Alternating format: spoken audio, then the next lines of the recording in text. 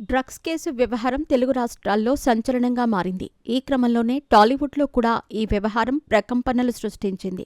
Character ఆర్టిస్ట్గా గుర్తింపు పొందిన హేమ కూడా ఈ కేసులో ఇరుక్కుంది. మీడియాలో సైతం ఆమెపై గట్టిగానే ఫోకస్ చేయటంతో ఆమె ఈ మధ్య మీడియాకి కాస్త దూరంగానే ఉంటున్నారు.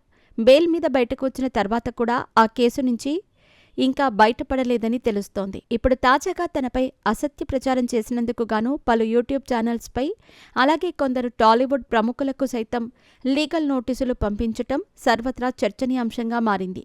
ఈ మేరకు కరాటే కళ్యాణి, తమన్నా సింహాద్రిలకు నోటీసులు పంపించింది హేమ. తన పరువు, ప్రతిష్టకు భంగం కలిగించారని ఆమె ఆరోపించింది. 2 యూట్యూబ్ ఛానల్స్ పైన చట్టపరమైన చర్యలకు సిద్ధమైంది హేమ.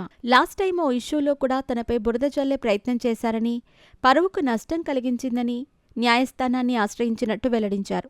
సినిమా వాళ్లను చాలా తేలిగ్గా తీసిపారేస్తున్నారని, నాలా మరొకరికి ఇలా జరగకుండా ఉండాలని ఈ నిర్ణయం తీసుకున్నానని స్పష్టం చేసింది.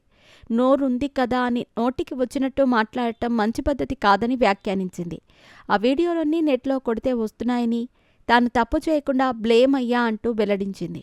హేమ తెలుగు, తమిళ, మలయాళం, హిందీ భాషల్లో దాదాపు 500కు పైగా చిత్రాల్లో నటించింది. సినిమాలతో పాటే సీరియల్స్లో కూడా నటించింది. చివరగా 2023లో వచ్చిన ఆర్గానిక్ మామ హైబ్రిడ్ అల్లుడు సినిమాలో కనిపించింది.